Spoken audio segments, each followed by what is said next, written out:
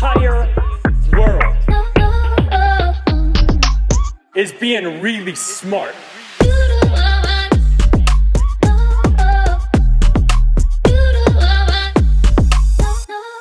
Welcome to Smart is Sexy, the podcast where we discuss self-development, growth, business, spirituality, and becoming a smarter, sexier human. I am your host, Kelsi. And I'm Celeste. Welcome to our show, y'all. If you haven't yet, hit subscribe, leave us a review, and send to a friend. Today, we're sitting down with one of our favorite people ever. He's an entertainment executive at FaZe Clan. He is an advisor and an entrepreneur, and he also sits on our board as a partner and advisor.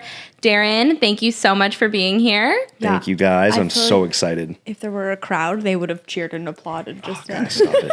This is so exciting because Darren is like our family and like we spend so much time with him, but we've actually never sat down and done like something more formal like this. So this is our first time and I'm super nervous. Are you uncomfortable? I'm super nervous, guys. Well, I think too, just because you're always on the management side of talent, and today you are the talent. I know. So we're gonna grill you. I'm ready. Nervous, but I'm ready. Okay, before we start, we're gonna start with we're gonna begin with Good News Minute. So, Kels, you want to go first? All right, good. Okay, so this isn't really a Good News Minute. I just have something that I want to share with everyone. So, for anyone who keeps up with pop culture, Hailey Bieber came out with her new skincare line this week. And she posted that Erwan was like doing like a collab with her for a smoothie. So it's called the Hailey. And it just looked really like pink and fruity and good. And so I was like, okay, I'm going to go get the smoothie. I'm going to see what it's all about.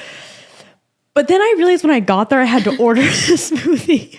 In front of everybody. In front of people. Like, it wasn't just like, oh, can I get the strawberry smoothie? It was like, no. You had to say, can I get the Hailey? Which, if anyone knows me, I don't like fangirl over anyone but Taylor Swift. And so, like, I was like, I felt kind of cheesy. Well, if it's any consolation, You I order the Justin Bieber from Il Pastillo religiously. Yeah, see, that one is really, it's just like a penne vodka, right? Yeah. But you have to order it as the Justin Bieber, which I think is ridiculous because I actually love like a vodka sauce. Yeah. But it's called the Justin Bieber. Do we know why it's named that? It's because it's his favorite combination of pasta, so they just named it after him. But it's God. honestly...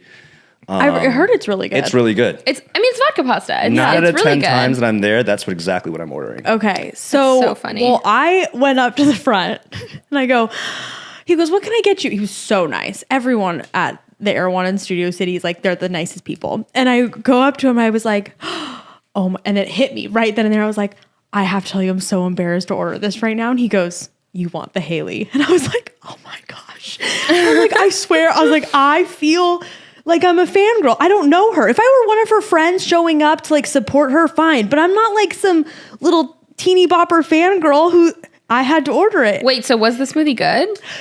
The smoothie was really good. It's $17. So to me, What is in that I smoothie? don't. Yeah. Jesus. Like apparently like 14 karat gold. I don't know. I don't ever feel like there's certain things of food that, especially at Erwan, because Erwan will literally drain your bank account.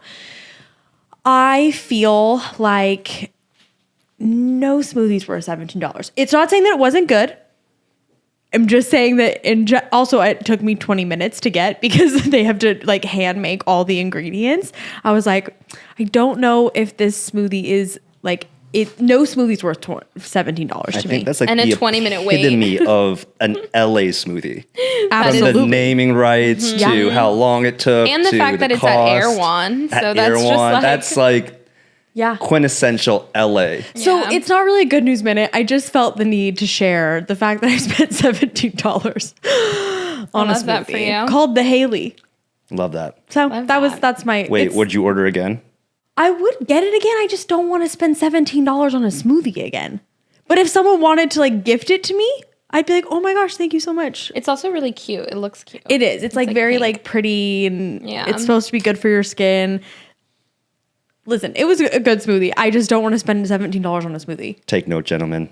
Go on a date, get the Haley smoothie. Apparently. It'll be impressive. Because you can afford a $17 smoothie. If you can afford a $17 smoothie, She's an expensive date. that's what you should do. Oh my so funny. gosh. Okay, so mine is that I had like my girly girl week, which I actually do like girly girl things every single day. If you listen to this podcast, this is like half of my topics every time. But I got my hair done. I got a facial. I did a face mask. I got a pedicure. These are like just my favorite things. And I love like when I do them back to back because then I'm like, oh, I'm a whole new person. And then, you just carry yourself differently after a girly girl. After you get your hair done. I think that's the equivalent of like when a guy gets a haircut.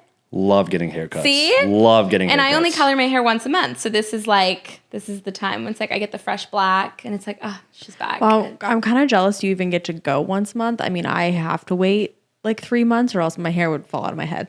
Oh. Or you have weeks like last week when I looked like I'd been electrocuted. Stop. I know, you guys, literally, I'm sorry. For anyone who had the pleasure of seeing me on TikTok or YouTube, I straight up looked like I had been electrocuted. I was like, whoa, what happened to me? So Not you saying electrocuted. oh yeah, no, I my looked God, like it. you and So Einstein. I have to take ownership of it so people don't think, oh, she got on camera and thought she looked good. It's like, no, after I saw it, I was like, oh man. I have to let the people know that I knew. Okay. I'm not okay with you calling it electrocuted. I did. I straight up. I need to like rewatch that, whatever you guys are talking You guys- about. Darren, I saw myself and I was like, whoa. So normally Sobin will come in and he'll like fix us and make sure we're good. But he had to step out like right when we started for a call. So we just started. And then he came in, he also was like, oh, whoa. So unfortunately, everyone who watched last week's episode on TikTok or YouTube, they got the my God. I looked like I had gotten electrocuted. I'm crying. That was the We only love way. that. It was not. We it was love that not the my, audience accepts it. They have to. They have to. It wasn't my finest day. love it But you know what? transparent. I had to let the people know that I knew I didn't look that great. She's self-aware, guys. It wasn't on purpose. 10 points for self-awareness. Oh my God, that was hilarious.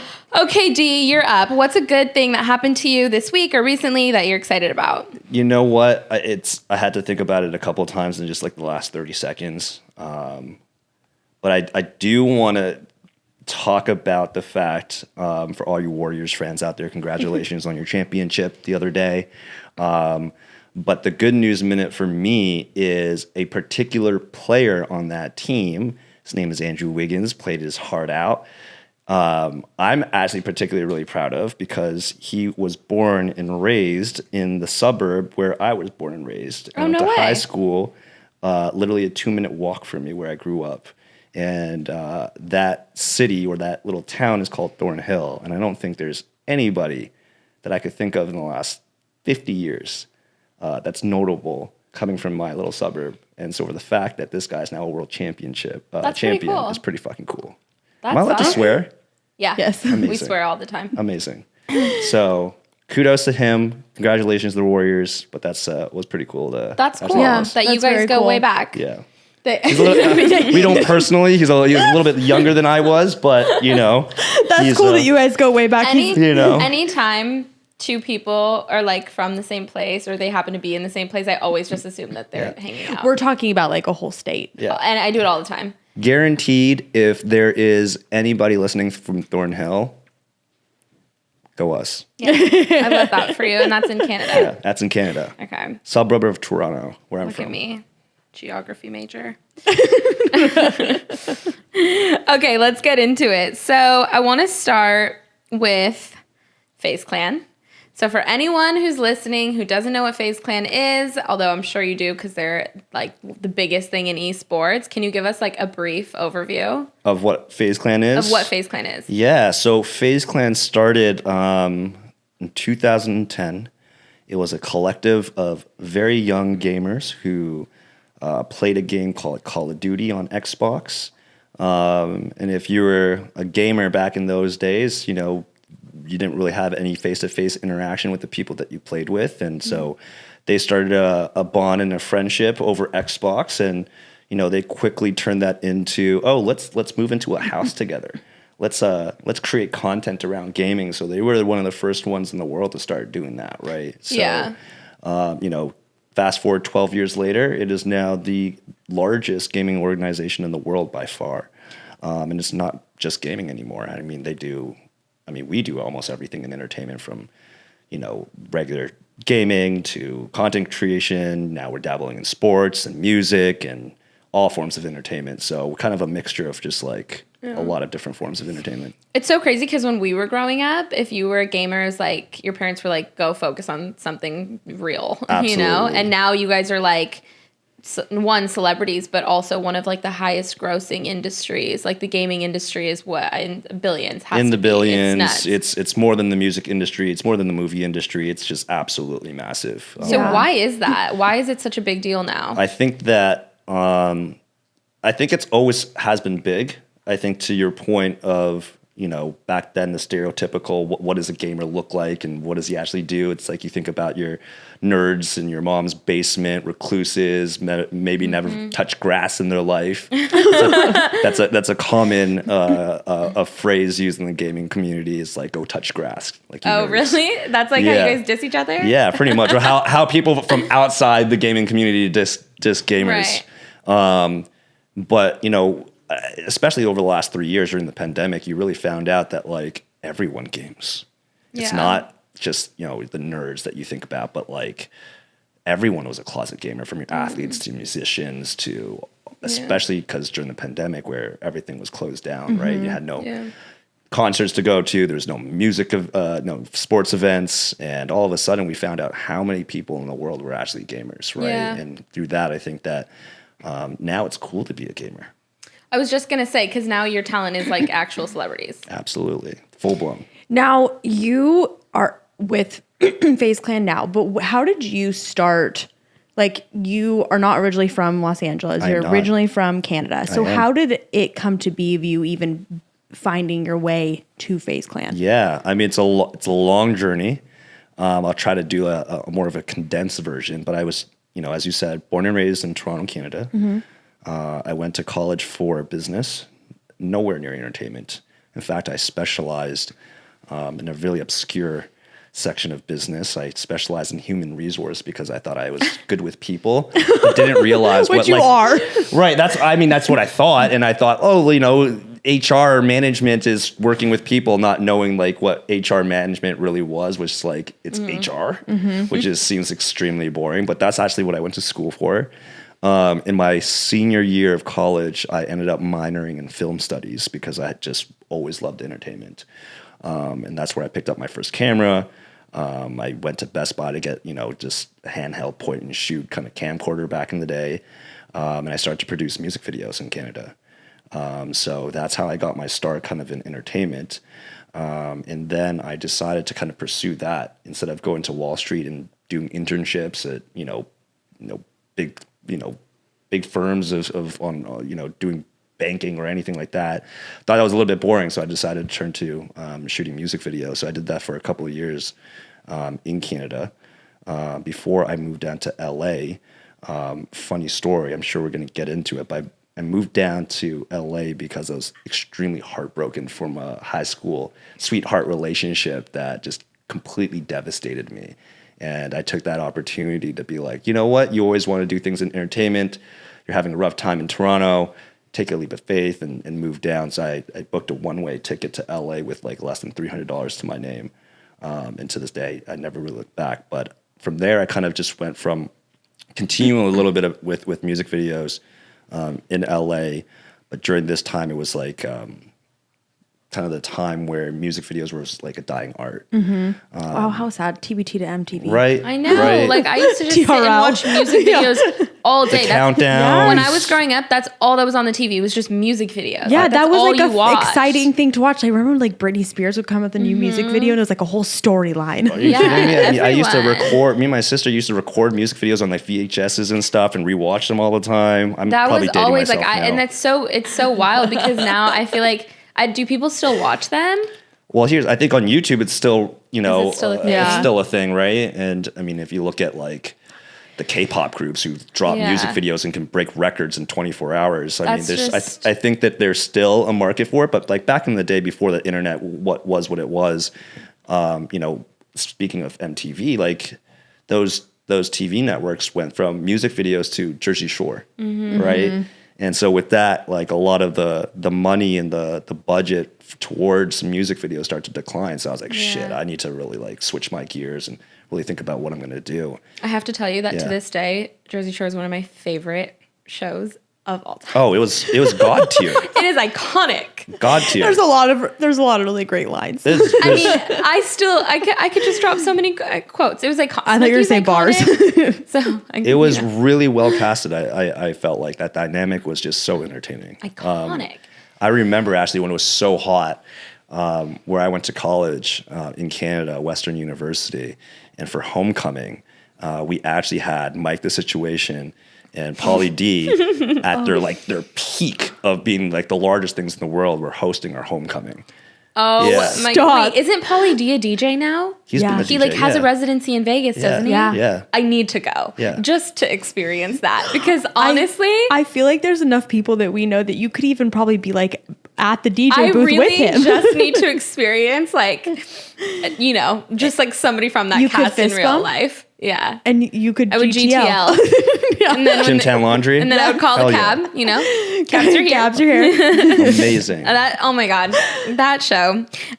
Okay, well, it's funny that you said that you moved to LA to get over a heartbreak. You and Kels Yeah. have that in I common. also moved to LA to get over a heartbreak. Did we talk about this? I don't know if we've ever we've talked about it, but I don't know if that specifically Yeah. has come up. But yeah, I also was in like a terrible relationship, and I like applied to fit him and moved down here to get away from him, just because I was like, this is the only way. Is that something people do? Do y'all move to LA to get over heartbreak? Well, I had other goals and aspirations. Yeah, I had other Like, goals and aspirations. I always wanted to be in entertainment. Yeah. Another thing too, I grew up like almost half my life summers here in LA because I had a lot of You have family some down family, here. yeah. Okay. So I always wanted to be in LA, but yeah, it's heartbreak. A lot of people actually don't know this. I'm wondering if she'll ever watch this and be like, is that the real reason why you're down there? But like, if you're watching this, Shout out to I you. owe huh? my entire life to this individual. Crazy Yeah. how things happen. So I want to tell the audience, like whoever's listening, some of like the crazy things that we see from the outside. So Yeah. FaZe Clan, yes, you guys are gamers and now you've, expanded territory. But from what I've seen, when I watch videos of you guys, I've seen you guys being swarmed with Yeah. like hundreds of thousands of fans. Yeah. And, you guys are on TMZ. You have millions of followers. You guys have fans who literally comment on your every move. Like your talent can't breathe without somebody commenting on it.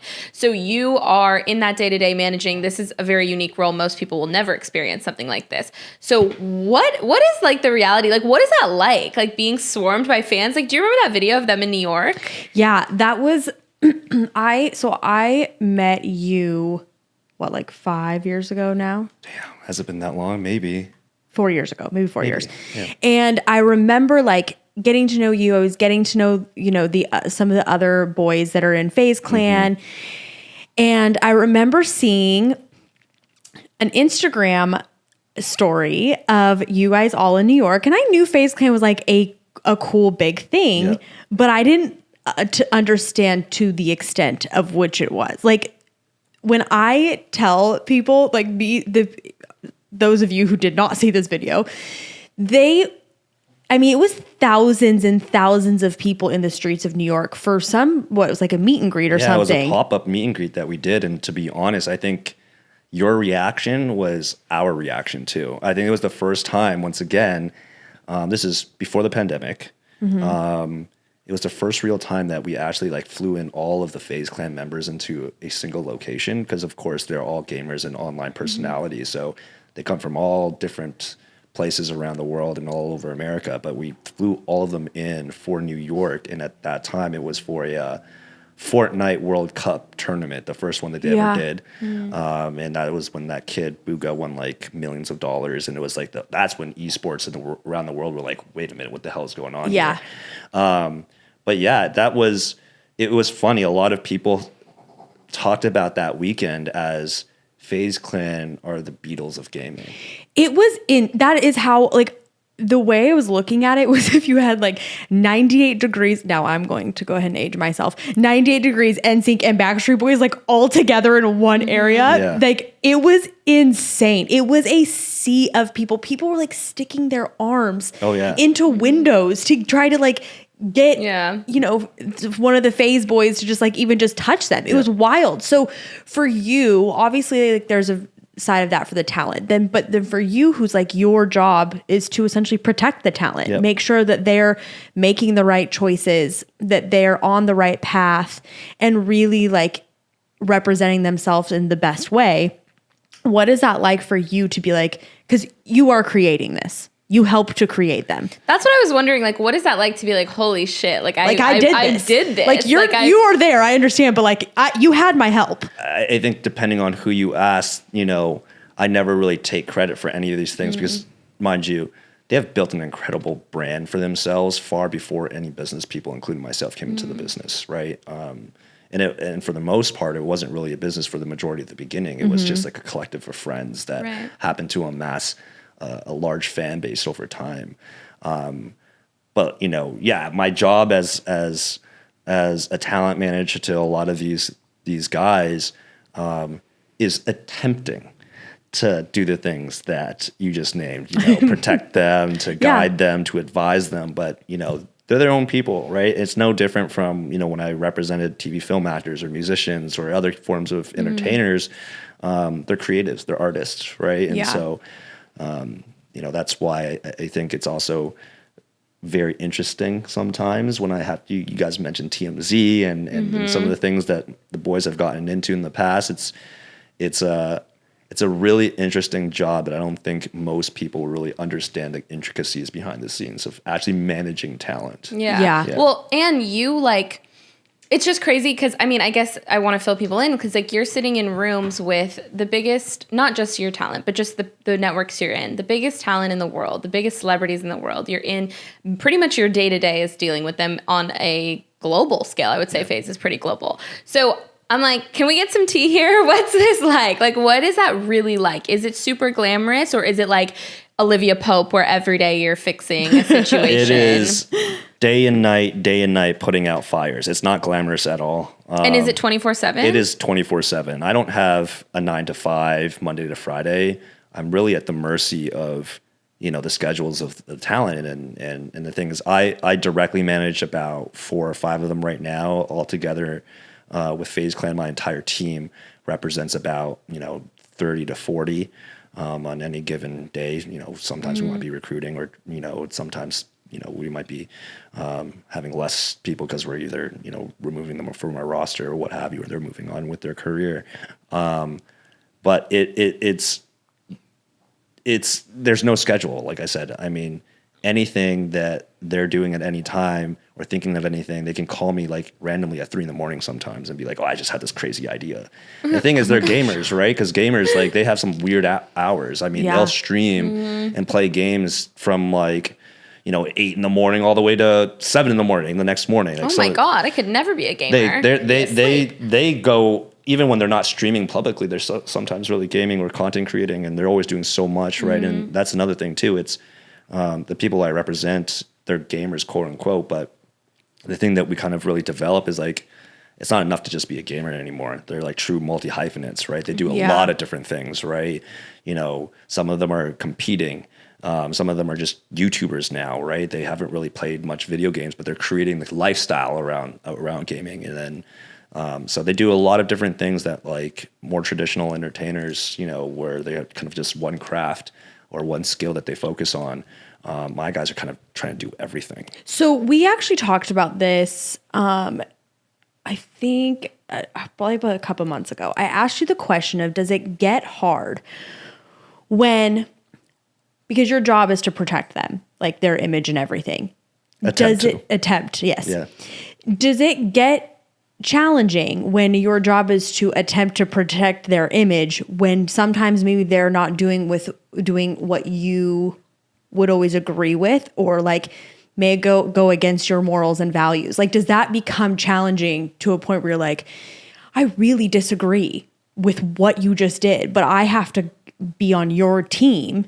Yeah, I think that I don't think that's exclusive to even what I do in terms of like representing gamers. I think that's really the dark side of Hollywood that a lot of people don't really understand is that this is entertainment. And sometimes when I have my own personal values and morals about things, I had to really put that to the side and be like, okay, well, we're in entertainment, you know, like how is this going to like really kind of shape who they are? And once again, I think protecting them is just one of the many things that I do. Like, but mostly I'm like, how do you want to develop your career, right? When I think about like some of the most controversial entertainers that I grew up admiring, I'm talking about like the Eminems of the world, right? I mean, they've done far worse shit than some of the things that my guys have done.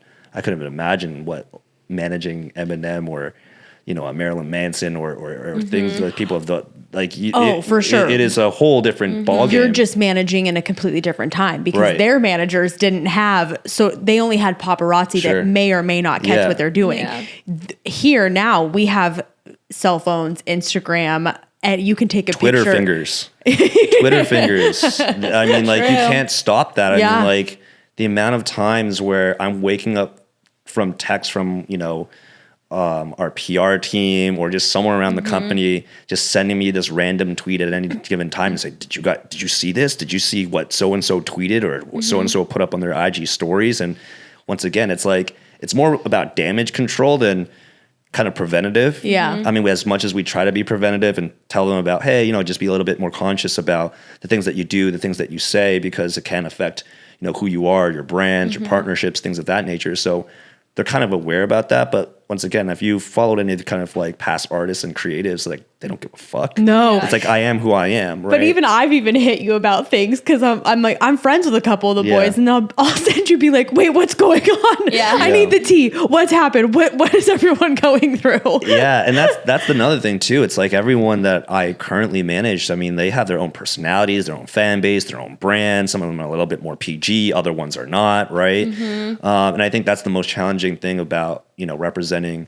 you know, folks at FaZe Clan is like we have this overall umbrella brand that is a catch-all, but a lot of people, once again, don't understand that like they're all different and unique in their own ways. And sometimes like there's some generalization across all of them. So like the tough thing about, you know, being tied to a single brand is sometimes, you know, one talent that I manage might be doing something wild and it might affect someone that has nothing to do with it at all, but because of association, you have to kind of balance and manage all of that. Oh, that has to be so frustrating for some of the ones who are like really keeping their shit clean. Oh, so they're like, it happens to them all the time.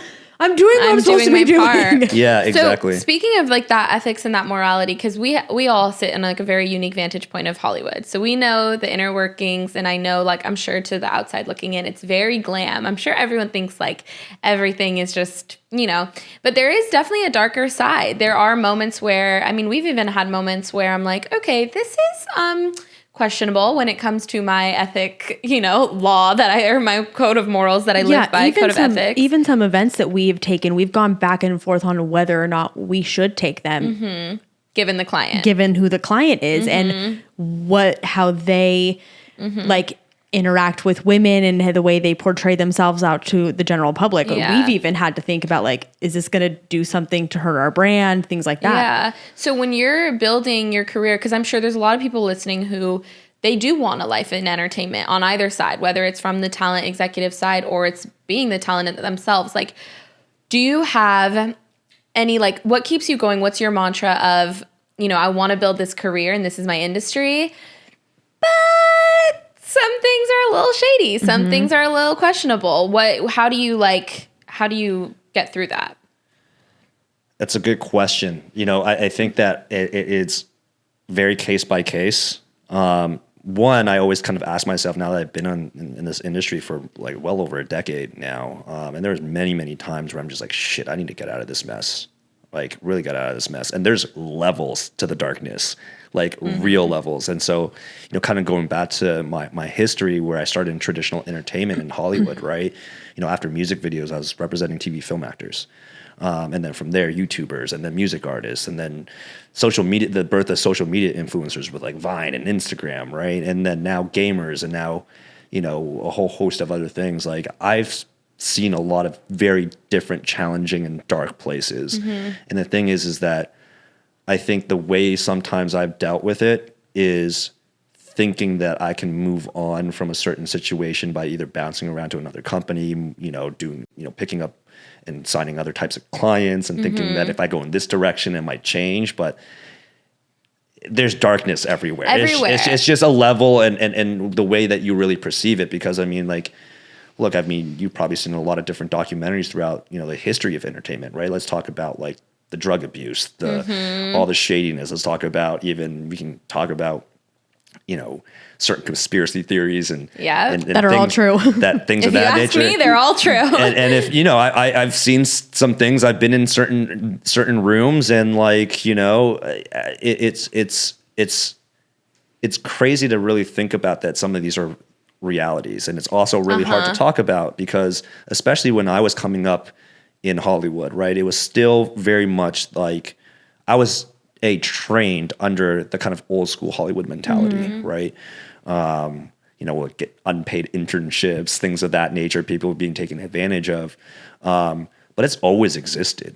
I mean, it's always really existed. I mean, like, think about like, especially young Hollywood, right? Every iteration of young Hollywood has their own thing from like, all the way back into like the 90s and the grunge scene, right? You talk about, what happened to like River Phoenix in front of the Viper Room and things of that nature, and things that have gone on in kind of those rooms, those scandals. It happens everywhere. I think something I always tell, I mean, we're a little different because we're in the nightlife sector, but something I try to tell our girls too is like, remember that like you have a real life and you are a real person outside of this industry, because it's so easy, like in your world, in our world, to get so swept up. It is so easy to be in that world of nightlife when, there's no lights on and it's just bottles of alcohol and it's loud music and you're partying and you think like this is just, you can be on such a high in that moment. Yeah. And I'm sure it's similar in the world of talent, and it happens to us a lot when I'm like, in a really good meeting or I'm surrounded by people that I wanted to be working with and things like that. And for me, I'm like, I have to remember that like I am a real person outside of this moment, and like your life in the day, like your 6 a.m. to 6 p.m. arguably matters more than like those nightlife hours. But I feel like in the industries and like the worlds we play in, like that nighttime space, kind of like that dark side of Hollywood, is kind of where like a lot of things happen. That's like where a lot of movement is made. It's challenging because you have to kind of be able to do both and keep your sanity. And also, I mean, it's like, what do you want to get out of this industry, right? A lot of people who come to LA, they want to work in entertainment. They'll do whatever it takes. They want to be in those rooms. They want to, rub shoulders with the right people. And sometimes they really put aside their inhibitions and be like, okay, well, I might not agree with this, but if I want to be in there, then I'm going to be here, right? I mean, I'm not going to lie. When I was younger, coming up in Hollywood, there's probably a lot of things where I'm like, I don't know if this is, ethical or moral, or if I just didn't want to personally be here. But if it means I'm rubbing shoulders with the right people to get to where I want to be in entertainment, then I'm just going to be here, right? Yeah. And no, it was also another thing too. It's like, you didn't want to get blackballed either, right? You don't want to be saying anything. It was like a really dark time back like 10 years ago. I'm sure even further back. I think there's a lot of different movements in the last 10 years that have attempted to really clean this up. Yeah. And I think it's gotten better in some regards, but also worse in other regards. I think that the birth of like social media, for example, is like really plays into the psychological, that was a game changer. Like psychological like darkness for a lot of entertainment. With the inception of like social media and the psychological kind of like nuances to that, like how much people care about the amount of likes they have and the amount of followers they have and the engagement, and how much that has like driven them and to make certain decisions or be in certain rooms or situations, because it's like, shit, if that's going to get me more followers, is that going to get me more likes? Is it going to get me closer to the influencer or the celebrity that I admire the most? Like there's a lot of that going on. Well, and I mean, it's so different even now. Like when Kelsi and I started interning, like we were verbally abused like badly in the industry, but that was the nightlife industry. Like you just took it. You just put your head down and you took it. I don't think it's like that now, because now people get on social media and they speak up. Yeah. But for us, it was like... Well, also no one wants to work, so they might... That's true, too. They have a hard time even finding an intern these days. This is very true. But yeah, it's really interesting. I mean, obviously, like, I feel that all three of us have been out of, like, that level of a workplace, right? Like, there's been a come up since then. So you don't really know, but there was definitely a time where you are right. Like the amount of verbal abuse that we endured at our internship, and we just took it because I would call my mom leaving, being like, I don't know what I did to make her hate me. She's like, just quit. I'm like, I can't. Like, this is how I'm gonna make it in this city. Like that has happened. No, it's cutthroat. And that's the other thing I think too, like everyone sees LA and they see the movies and like they see the talent and they see you getting swarmed by paparazzi. But like, at least the way it used to be, I'm not really too sure now because again, we've all kind of moved past it, but like it was cutthroat. It was like you show up and like you had to like, I was always like, I had to be the first one there and the last one out. And like, I would just be rated by our old boss, and be paid like shit. Like, made no money. We didn't even barely get paid. Yeah. You know, you have to hold down a bunch of jobs and then you have to be treated like shit. And then you also have to be in rooms where you're watching like the craziest things and you're like, this is so shady. This is so like suspect. And yet it's like, but then you kind of learn like, oh shit, this is really how things move around here. So like, that's why I'm a big believer in conspiracy theories and like the way like execution, like I just think a lot of things are executed in Hollywood a certain way.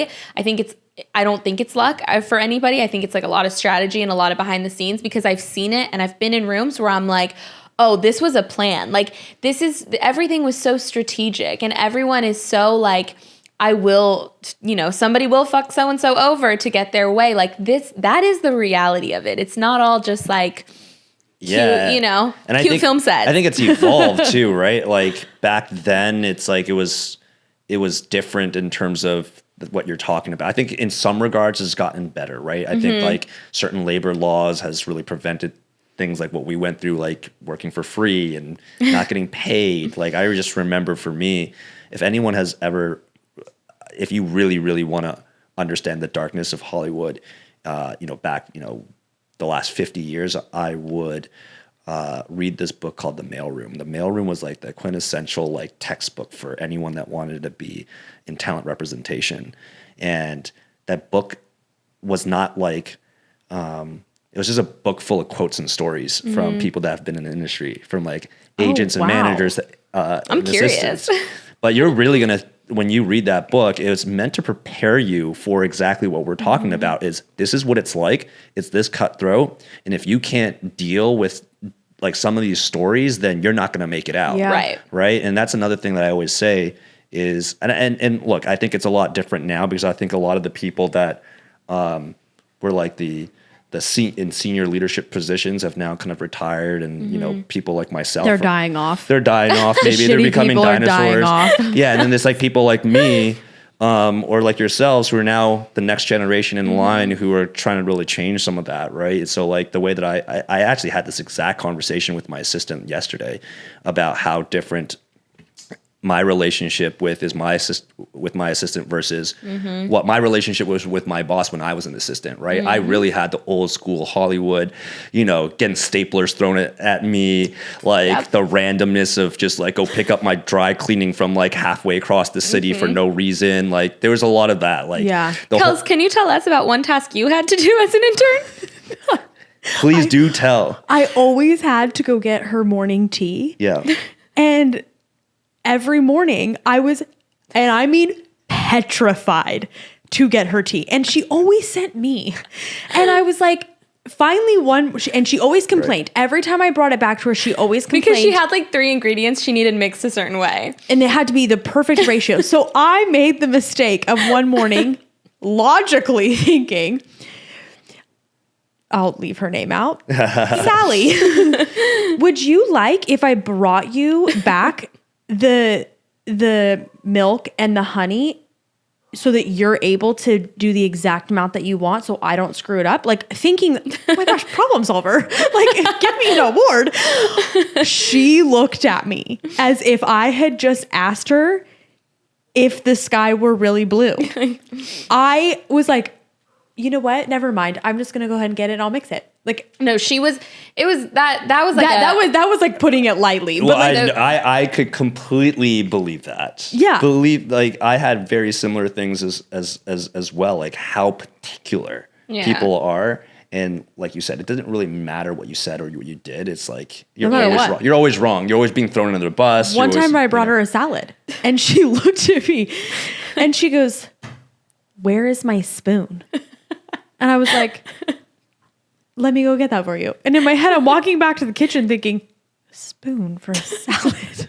Like, I was like, am I an idiot? And I sat there for a minute in the kitchen being like, a spoon for a salad. When I went back to clean up her lunch, that spoon was sitting in the exact same place it was when I had put it on her desk. So we didn't need a spoon. We were just teaching me a lesson. Yeah, she would just like scream. Oh my God, like the intern conditions of like, and being in a room of trying to make it when you're starting out, like they were abrasive. I remember like I would have to go pick up her car or just things like that. And like, it was like, no matter what you did it wrong. And then even remember I was too friendly to people. I mean, then she told me I was like a mean sorority girl. She's like, were you ever in a sorority? You're like a mean girl. And I was like, that's ironic. Like, that's ironic that you're calling me mean. And I was like, no, ma'am, I was never in a sorority. I should have called her one ma'am. time. And then they would do this to me often where I would have nothing to do.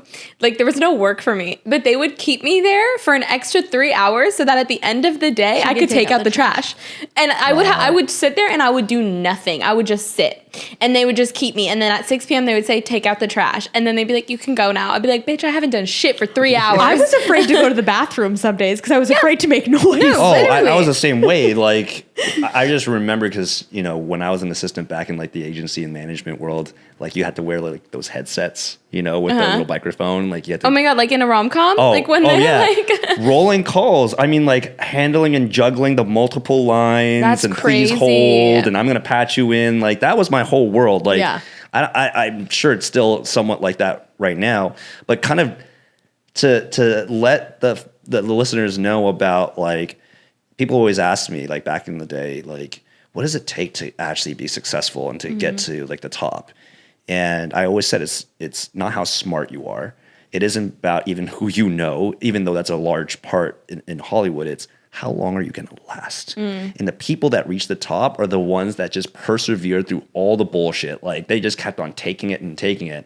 And those are the people at the top right now. They just kind of lasted the longest. That's such a good point because I think a lot of people just won't see it through. Yeah. I mean, even with us, it was your mom made a good point. Why don't you just quit? And we never did. We showed up day in and day out to be abused. And that's kind of like LA in general. Like it doesn't matter what you do. Like No. people always come here thinking they're going to chase the dream. But the amount of people that I've known through the last 12 years about being in LA, like most people don't last like 2 years here. No, you always just see them become a realtor. Yeah. Yeah. Or And they you know move back what? home. It really, I have to say, like, for a long time, like, you're like, I'm just going to make it. I'm just going to make it. But there is no shame in being like, you know what? This isn't for me.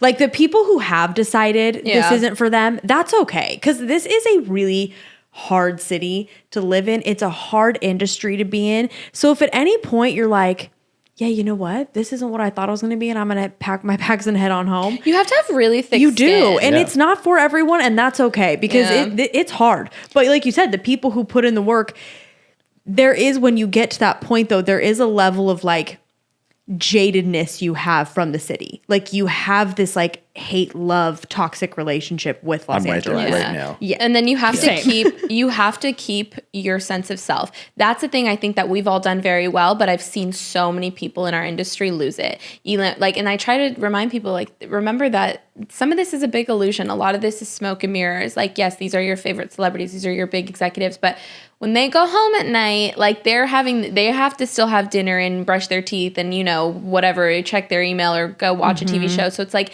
and I know, and I've seen it up close where I'm like, this is why we lose so many people and they start abusing drugs or they start, you know, kind of losing themselves because it's really challenging, especially in a city that it's just so cutthroat and you don't know like who's on your side all the time and who isn't. And you have to like keep your sense of self, find your support because it can definitely be. And still look like you're successful and happy on social media when, you know, and upkeep Like this you're brand about how not crying glamorous. yourself to sleep at night. But most Seriously. people are really crying themselves to sleep. That's another thing too, is that upkeep is just exhausting. That is a great point. The upkeep. That is such a good point because it's like, it's not, once you get there, it doesn't just like, oh, I'm good, I'm done, I made it. No, you have to keep it up and you have to continue with whatever that means. Like keep, you know, evolving a business, a brand, driving yourself forward, Or changing just your it up. personal self and the way you look. Yes. Like, I'm not even like, forget about a brand, your work, like even just who you are as a person.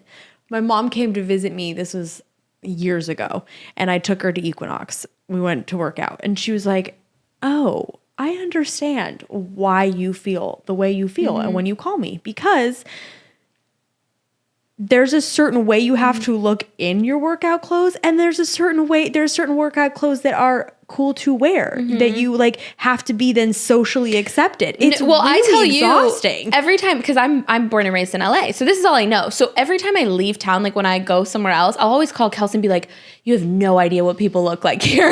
Like, it's just so different. Like they don't, like, we are just, you can go to the grocery store. It's like a fashion show at Erewhon all the time. You know what I mean? And it's like I'm like, oh my God, people are so normal in other places. Like, they don't care as much, and they don't focus as much on what the things that we all think about. It's weird because I'm so used to it, you know? So like, I'm like very used to being like, oh, like, what bag is that? What jewelry do you have on? Like, what do you have? Like, what are you? No, that's not normal in the Everyone rest of in the world. the LA like entertainment scene just carries like main character energy, like as if there's like they act as if there's like 20 cameras around them at all times, you know, like Yes. like that's how you need to act. Is like, oh my God, is someone going to be taking a picture of me? Yeah. Like, you're actually a somebody. But that's what people kind of act around, even if you're like a nobody, right? But Like one of my favorite things is if you go to a trendy restaurant in LA, everyone, you'll notice, is not actually like sitting down and looking at like the person they're having dinner with. Everyone is looking around, because it's like, who just walked in, who's here. And that's why I hate going to trendy spots, like, because I feel like you don't even get to like experience dinner, because everyone's head is just up and like turned and like looking at other people. It's so weird. And then everyone's like carrying this energy of exactly what you just said, like as if there's 20 cameras around at all time. And this is like really like, it's such an upkeep, because you have to like keep up. And also, you know, I don't do this, but I know people who do this. They choose their friends based on clout.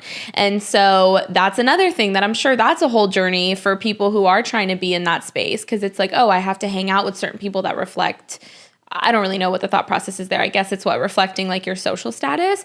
And so then that's also like, there's so much that goes into it. Like, I don't know if I think people probably they could guess. There's just so much to unpack, because I just feel like even listening to our conversation right now, like the majority of the world just won't understand what we're talking about. I even talked, you know, to Mans, and he's just like, I don't get your life sometimes. He goes, do you enjoy that? It's like the Truman Show. It's just like crazy. Yes. And it has made me question being like, I don't know. Cause like, this is all I've known for the last 10 years. And this is where I graduated from high school, and I lived at home, and then I moved out here, and this is it. This is my only frame of reference. And for you, this is really your only frame of reference. But there are a lot of times where I'm like, I'm so sick and tired of walking into a grocery store and being like, you're not a main character, and you're not a main character, and you would just smile at people and be nice. Yeah. Like, it's crazy. It is. But here's another thing too. I feel like it is so ingrained in the LA culture now that it's not like people even think about doing it. It's like a norm. Like, you have to do it, like subconsciously. You know, I don't think anyone wakes up and be like, you know what, I'm gonna act like there's 20 cameras around me. No, but it's normal. I think people just do it now. And being here long enough, you will just adopt it. I think there's probably people listening who are very curious about what it takes, and I'm gonna get your opinion on that. But I will say, like, if you do want to be talent or be in entertainment in LA, you have to actually love it. Like, I watch everything that goes on, and I've been, you know, I've done this for years now, but LA is like my favorite. I love LA. I love like the pace of like the way in which my life moves. And even when I leave, I'm always homesick. And even as much as I can see like the dark side of it, and I really can, I also am like obsessed with it. I love a good meeting with people in the industry. It gets me super high. I get like an adrenaline rush. I love brainstorming. I love thinking about, you know, the next steps and like evolving our brand and being in the heart of the city. So for me, like, I genuinely love it as much as I could talk a little bit. Yeah, I mean, like, we could talk about the good things about you being have for to sure. love it if you're gonna take this journey. Like, and I think anyone who doesn't, it's important to realize that, because I think a lot of people probably don't actually like it. And then that's why they are turning to drugs, or that's why they are now suffering from depression, because they're in the spotlight, they're trying to keep up, but they don't even want to be there. They're doing it for the wrong reasons. Yeah. And there's like, a lot of people doing it for the wrong reasons. you have to get so in tune with yourself. Like, if you're going to move to a big city, or if you're going to take a role, or you're going to decide that I am going to go, you know, live this life, like get right with yourself. Like a lot of people I know can't even be alone. They don't even know what to do by themselves. They can't even hang out by themselves because they're so like used to the stimulation of everything that goes on. I think like that would be such a good first step, is like, you got to like yourself in this process. And when we were younger and coming up, that was something that was like, just, I had so many insecurities, you know, when you're in your early 20s and like you're just comparing yourselves and stuff. That's something we don't really deal with as much anymore. But that was really challenging because you're in these rooms and you're like, what am I doing here? Like, how did I get here? And like, I want to be here, but like, this is kind of a lot because this city is unlike any other place. Anything. It's exactly how I think there was that TikTok sound that was kind of like really popular a couple months back about how LA is not a real place. Like it really isn't. Like we operate completely as if we're on another planet. Yeah. Like we It really is another do. country. We really do. It But was a to culture. Cel's It's a culture shock. There's a lot of the good things that I can say about A, working in entertainment, but B, also being you know, a talent manager, a talent rep for pretty prominent individuals, is the access in terms of, I'm not talking about access to like cool places, but yes, that's a part of it, but like access to information, access like early, I get to see things before the world gets to see some of the new technologies, the new platforms, you know, what are people actually talking about or percolating before, you know, things actually jump off to the rest of the world, right? Another thing, like LA is such like a test market for a lot of things as well.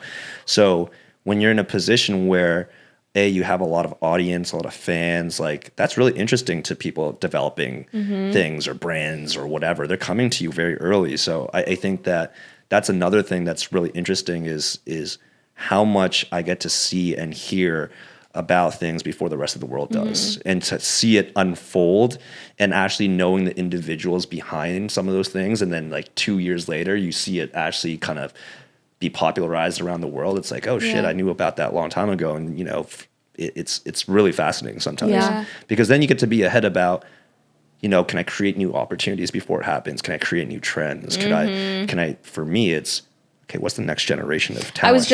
I was literally just going to ask you about this. I'm so happy you said that. So for anyone who's listening that wants to be talent, whether that's a gamer, a model, actor, whatever that is, what kind of advice would you give them for pursuing that? I think for one, it's exactly what you said. I think by far and large, be passionate about and genuinely passionate about what you want to do, right? And be unapologetic about it. Because the thing I've learned in the last 10 years, right? After I had stopped representing TV film actors, I took a leap of faith and started to go into the YouTube business. And I'm talking about the YouTube business when YouTube wasn't what it was today. Like there was no monetization. This was literally kids with shitty webcams in their bedroom. Like it wasn't what it is today.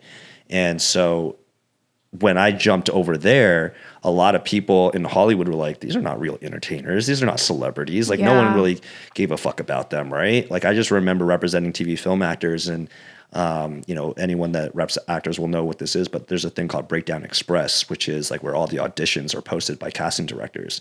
And it's all categorized, right? It's feature films, you know, TV network, whatever. And if you would ever see anything that said YouTube or web series, you would pass on it almost immediately because it wasn't a real, you know, form of entertainment at that time. But those individuals who didn't give a fuck about what Hollywood thought was, I love YouTube. I love creating the content that I create. Well, shit, they became the new celebrities very quickly thereafter, right?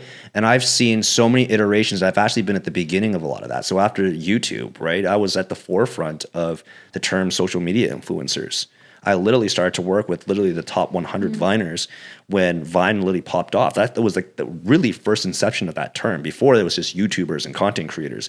Now it's digital creators. And that was because of Vine and Instagram, right? Oh, I loved Vine. Vine was amazing. Vine was fun. Vine, RIP Vine. Fun. But, you know, like Vine, there could be no TikTok today without Vine, right? And there's an evolution. But each time, every single time a new platform came up, the generation before it was like, oh, fuck this form of entertainment. This is not real entertainment until they become celebrities, right? And so I did that again when I moved into gaming, right? When I started to work in the gaming space, there was no such thing as talent representation or talent management or even talent agents that were representing gamers or esports. And when I took that leap of faith, same thing. Everyone was like, oh, look at these like nerds. They just play video games all day. And then fast forward a couple of years later, now they're the celebrities. They're where you thought were celebrities before are now thinking my guys are the celebrities, right? So the advice is, if there's some niche that you're super passionate about, if you're early in something, like just keep grinding it out, because you have no idea who's going to be the next form of entertainers or the next celebrity that the kids are going to be looking up to. Because 20, 30 years ago, no one would ever say that a gamer would ever be a celebrity. And that's the crazy part. We've talked about this with a past guest. We had Austin Mills. You have to like be uncomfortable in order to be the first, right? Or not even the first, but in the early stages. Because if nobody else is doing it, it's very uncomfortable. But like and that's where I guess you really have to love it. I mean, same thing when we built Viper, like people were like, what the hell are you guys doing? Like, that's crazy. And I mean, everyone was like, that's not real. And it can be really discouraging. But yeah, I mean, I'm sure the first people on YouTube or the first people on TikTok were like, especially if you were dancing on TikTok, everyone was probably like, what are you doing? Yeah. And then now look, they're like the biggest talent, the most followed talent. I'm still asking, what are they doing? But I mean, like, if you walk around you can't walk a single block with someone filming themselves doing a TikTok here, at least in LA. Everywhere. Like everywhere. And it's a norm. Like people would be like, oh, look at these influencers in the wild, right? Like that account. But now it's just like, oh yeah, here's another person. It's another person. So I love to hike, and I hike up like to the Griffith Observatory, and like up there's like a little the big patch of grass, and you'll see all of these different groups of people with their phones set up doing TikTok dances, and I'm like, what? Yeah. What? You should join. I can promise you, one day I'm gonna win a bet or something, and you're gonna have to do a TikTok dance. you can. If you pay me $1 million, I will do a TikTok dance, and I will learn it, and I will. But you have to really put the time. Oh, I will. I'll do the. the facial expressions, and I'll pretend like I'm having All right, the best you guys, time you for heard it $1 here. million. You heard it We should here put first. a timeline on this. You should put a deadline for $1 million, happen. and I will do it. That might happen. Okay. Well, that was I got a lot of tea just now. I'm really excited about that. So I'm going to change the conversation slightly. You are on our board. You sit as an advisor partner for Viper. You are the only man, or the first man, to really come into our business that we allowed, but we were so excited about it. And the reason was because we just view you as like the most high value, like super smart, super understanding. You're so good with women. No, you really are. And we actually did an episode, I don't know if it was season 1 or 2, called The High Value Man, but it started because of a conversation we had with you. We honestly did season 1 and then looped back around to it season 2 and then continue to talk about it. Okay. So I want to talk a little bit about that, and I'm going to ask you what your sexy is here in a minute. But you live in LA, you have a crazy job. You're surrounded by all types of options of dating, all types of dating options. What's your dating life like? Non-existent. And for this, I guess we're going to get into it. It's a very, very difficult city to date in, and also the industry as well. And I'm surrounded by talent, or people that are aspiring to be talent. And when you're in a position where I am, where I'm sometimes holding the keys to a lot of people's careers, you get a lot of fake people. Like, why are you actually talking to me? Are you actually interested in the things that I'm doing personally? Or are you just talking to me because you're trying to get a leg up? Like, a lot of those things really cross my mind sometimes. But also, it's because I'm in kind of the environments that I'm in, it's like, those are not actually the environments that I'm kind of looking for love or dating options, to be honest, right? I think, I don't know if I'll get into my sexy right now or later, but it's a part of. Should I talk about what my sexy for is? sure. Yeah, is I hear a lot of women say this, but it's like their follower accounts on social media. That's what you look at first. Yeah, well, it's not even what I look at first. It's like it's when I see someone who has like 1,000 followers or less, like I'm actually attracted to that. Why? Because I know that you're not from my environment, and I'm not going to be talking about certain things or social media or cloud. And I look at your social media platform. It's like, oh, you're just posting pictures of your family and friends. You're like a real human being. Like you're not trying to like filter yourself in any sort of way, right? Yeah. I think that's somewhat attractive, that a lot of people probably don't really think about it, at least from a male perspective. Maybe there are out there, but that slowly over time has become like a thing where I'm just like, oh, if you're not from my environment, like, Yeah. I get that because I'll check. Like, if there's a guy I'm interested in, I'm be like, let's look at who you're following because I'm curious. I am curious to see anyone who is your type. Who are they following, Celeste? You know, sometimes this is a Based deal. off of last week's Sexy, maybe like What was they my follow some sexy last week? motorcycles. Maybe they're following a lot of motorcycle. Oh my God, I accounts. love a man on a motorcycle. and I'm not saying that women that have, you know, an absorbent amount of followers are horrible people. I'm sure No, there's for great. sure. No, but I understand. But it's almost the like a connotation. tool for me Yes. to Yeah. skip things. And I might be skipping some really great options, but like, No, I get it. also But I also- value time, right? And Yeah. you know, and that's a quick way to really kind of,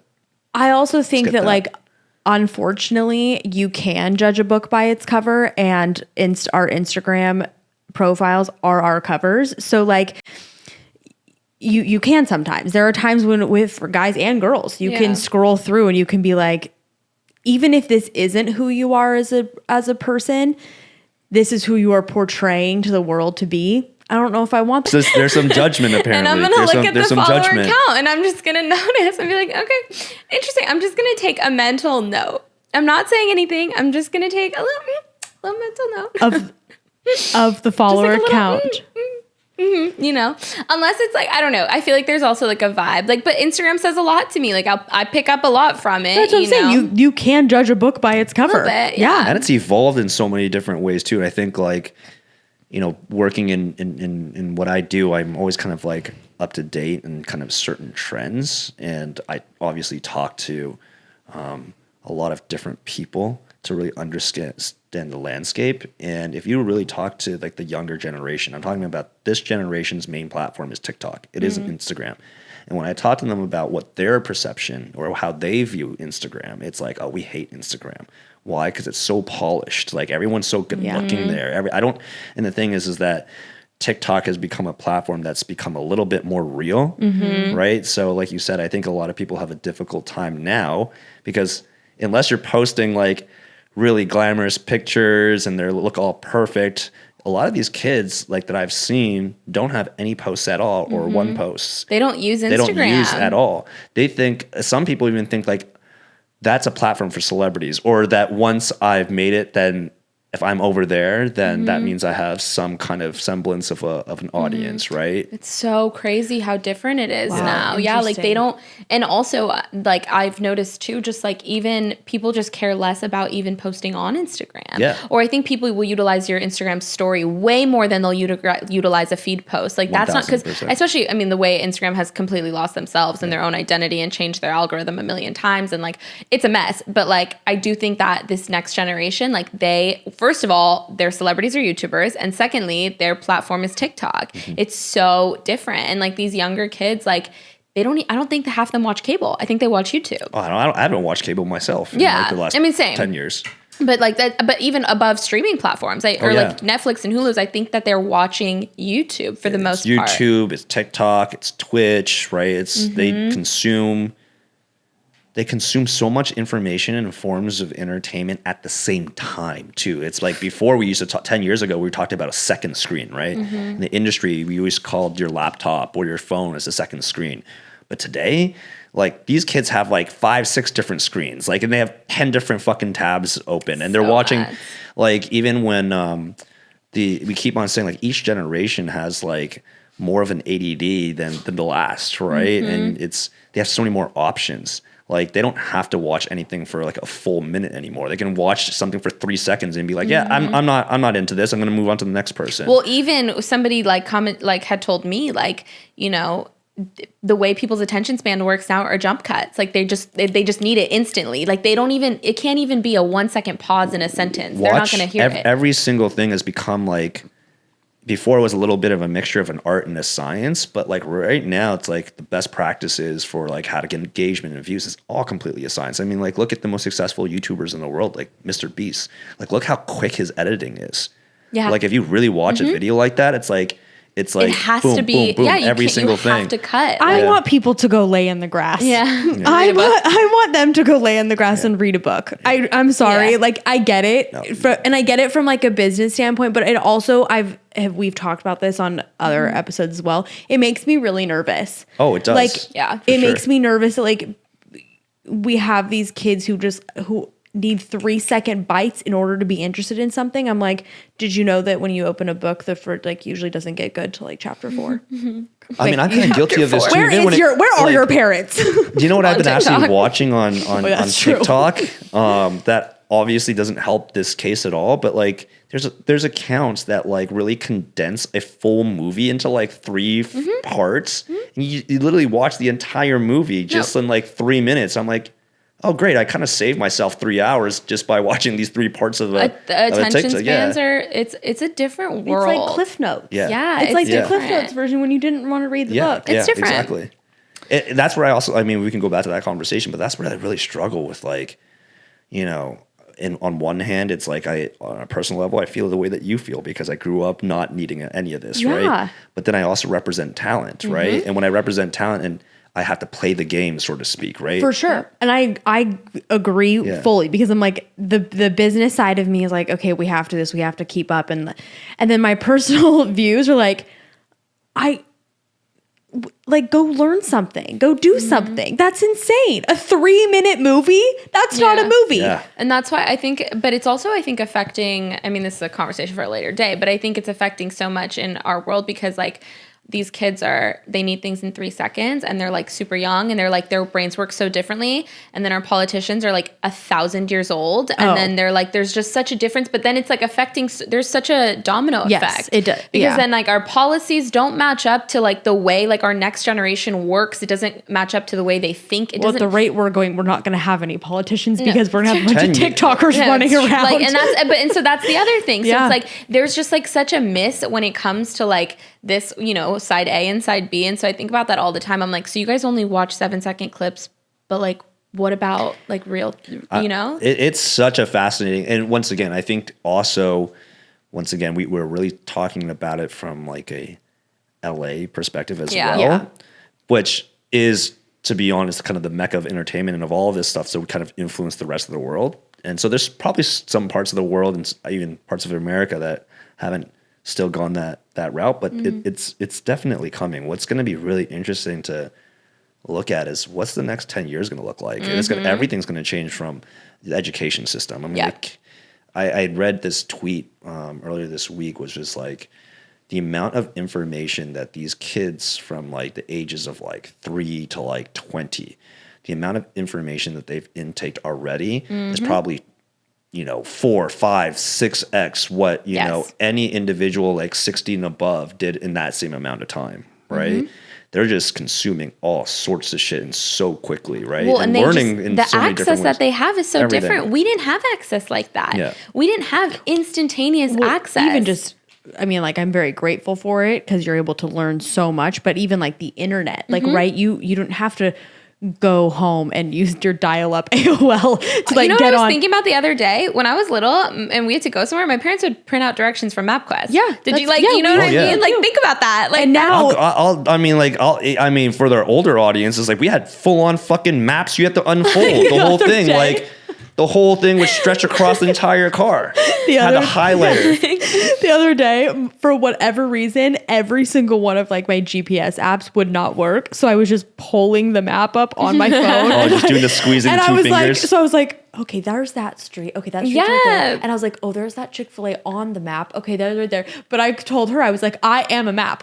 I am one of those big maps where you like when pull it out. I remember like if I was like in the car or with a parent and you know something like they would have to call somebody else and be like, can you MapQuest this for me? Yeah. And like you'd have to give if you got lost. Yeah. Cause oh like, my God, this really happened to me when I went back to Canada recently to visit my parents who are like, you know, in their 70s, and they had just bought like a brand new Mercedes, right? Technology, up to date, GPS, the whole nine, right? I go into their car.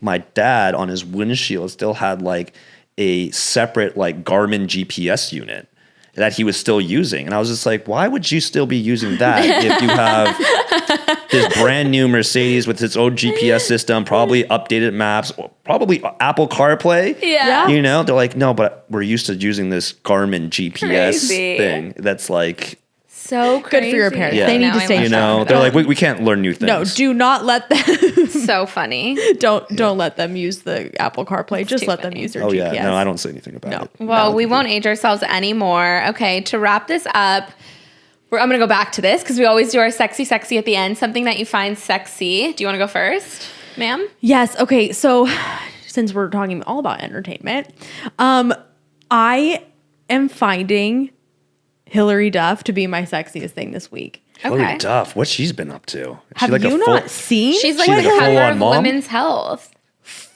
She is one, she's like very much just, I'm getting older, guys. So I'm like a little bit like, I'm thinking about like marriage and babies. And she's just like this really like hot mom, cute wife. Like she's very, at least from an outsider's perspective, seems a little bit authentic on Instagram. Like she, posts normal things. But she also just like works and she looks incredible. She was just nude on the cover of Women's Health. Like her. did a Looks full so nude good. and Good for her. it was so tasteful. She looked incredible. And I was like, you know what? You're thriving and you're really crushing it right now. You So know, she's I my was, sexiest thing. I was, I mean, no one, it's not my sexy, but I did something very similar recently because I You did a nude shoot for Women's Health? No, I wish. Unfortunately, that wasn't it. But no, I looked at kind of like a starlet from our times. I used to think was like, oh my God, she's Yeah. so hot. And I looked on her Instagram. You remember Jennifer Love Hewitt? Yes. I used to think she was like, Of course, she so was. hot. Like she was like the teen, like Yeah. quintessential, like. And I looked up her Instagram. I always thought that maybe like people from that era have like less than like 1 million followers. Like people just don't know who she is, right? She's quite a few million, but she's like the most normal Yeah. posting individual. She's posting like poems and quotes Right. and like mom Did you selfies slide and in? stuff. I didn't. You kind of should. I don't know. I'm not mad at you sliding Here's in the your thing. DMs. I don't think that she is. Oh, okay. But here's the thing. She did. She still looks good, but different. Mm-hmm. A little bit aged. Like she had, like when I was watching her, she was like definitely a more younger appearance. Yeah, of course. Like more of a. I think you Wait, should slide in her low-key- DMs. You might want to look her up. since But, we're- but since we're all I here kind of. right now. I kind of want No, to know she's like too. a normal, just like a. Yeah. You We're know. gathered here today. No, I know. Now I'm Hold on, I'm curious. literally I'm like- looking her up right now. But Okay, literally, so- when's the last time you heard of her name? No, I right? didn't. I didn't even know how I. She's kind of your vibe though, because you little bit. like that kind Here of a she look. is. Like She's like a. You would I never. think you should slide in her DMs. But honestly. you know what though? You're right. Like she looks different, but this is the other thing too. Celeste and I have discussed this. I'm gonna Oh, thank you. yeah, there we go. No, I can't see. There's this thing that we discussed that there's something really attractive about women who age gracefully. This is gonna be my sexy today. And, like, it's Can we so just name good. off like a bunch of just Oh my badass gosh, like women? that are Penelope just killing- Cruz, Yes. Kate Beckinsale. I mean, there's so Shakira, many. J-Lo. Shakira. Oh my God, there is Except something. I'm annoyed with so- J-Lo right now. Why? What happened? Because she told everyone she doesn't get any work done and yeah, has that's never bullshit. had Botox. That's and I for was sure like, bullshit. I'm sorry. That's not real. You are a liar. Yeah. Because there is no, and it's okay. Like you look incredible, but just, that's bullshit. But there's something No, that's really gonna- sexy. yeah. Jessica Chastain, like there's something, and I think that's why I was like, when I saw Hillary Duff, I was like, wow, like she's obviously still younger, but I've been watching her since like Lizzie McGuire. Yeah. So she's older now, Yeah. but she's just aged well where you're like, wow, you're very beautiful. There's not like this overwhelming amount of like lips and cheeks and like We're living longer, guys. That's what's happening. Yeah. No, but She you know looks what though? great. It's so true. There is something so fire about it. And I think too, like even for me, I've been paying a lot of attention to it. Like, cause okay, like something like no one told me is that after you hit like 25, 26 as a woman, like your body kind of starts changing. Nobody like mentioned that to me. So I'm like, oh, like I have like hips now and like things are weird. And so for a long time I was struggling so much because I was like this depressed over this. And then you kind of get to a point where you're like, wait, there's actually like women who own it and they look so good. And I actually think the women who just come into their own and they're more like mature, refined self, I think it's so fire. It's so pretty and to there's watch. some women who shall not be named Yeah. in the entertainment industry that make themselves actually look older by trying to like be young. 20, yeah, you know, like Oh, I feel like yeah. There's like a group of women which like, whatever, do you. Like I guess Do you I'm know not who's supposed my to hate on people. top of like who's like just always just gracefully just ages well and is just the shit? I love Rashida Jones. Yeah, beautiful. Super fire. Yes. Yeah, oh, Penelope Cruz is just like I'm obsessed. She looks so good. I mean, think I'm I acting think like the I'm one 50, thing but- that like the LA culture like actually benefits is like how hardcore everyone like works out, cares What you about the put into your diet, body. yeah, all The of that. things that it's so funny you say that because the other day I was on the phone with Kels and I was like, oh yeah, she's like, what are you doing? I'm like, oh, I'm putting my chlorophyll drops in my water and then I just bought my sea moss and then I just, what was I asking you about? I was like, oh, I ordered ashwagandha because I need to balance my hormones. Like the shit that we do, I forget that to us, this is very normal.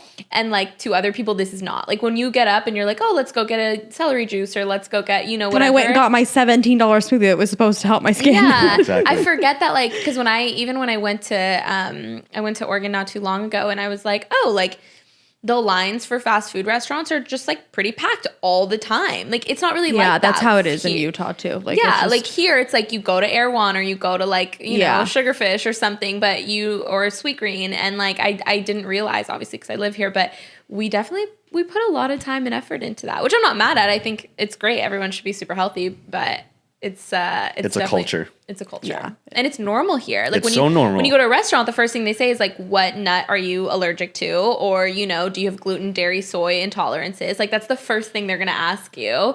Or like when we go to SVB, they don't. Normally you go to a restaurant, they'll bring you like bread and butter, but at SVB they'll bring you vegetables. It's like yeah. it's so normal here. That's one of I the love the LA veggies. cultures that I struggle with a lot because I'm like the worst like unhealthy individual. Like Well, we love a McDonald's oh, breakfast. we DM each other. How and do we you feel text about each other. Taco Bell? I love Taco Bell. I love all these vices. Like I eat like a fucking infant. Like I'm a child. Candy, sugar. Yeah, like see, I don't fast eat like food. that anymore, but like I do. I I need have to a soft stop. spot for it. I need to stop. Like I have like moments of like eating healthy, but then I'm just like, if I eat healthy, I think I can balance that out by eating not healthy. And there's like that's how I've kind of like worked it out in my head. Listen, if so it works, funny. just live your life. I mean, like it's working right now. I mean, I'm in my mid 30s, but I think Yeah, it's you're gonna. crushing. I think it's gonna catch up to me. Like I don't know how I'm still able to eat like candy all the time, but I love that for you. I love candy. Live your best I look life. at a potato chip and I Yeah. blow up. So I'm We have to stop saying that. Celeste. I can't because I still You look have at a to stop potato chip. speaking it into existence. Still look at it. Still blow up. All right, you guys. Dee, you're the best. Thank you. Thank you so guys for much having me. for being here today. Yes, Gathered you got. here. Thank you for gathering here today. You guys, thank you so much for tuning in. Please rate, review, subscribe. The big thing I'm pushing right now is subscribing to our new YouTube channel. It's very Hit that exciting. subscribe button, guys. Yes, please. As I just was like shitting on all social media. All right, you We're can playing find the us on game. Instagram at smartissexy. Thank you.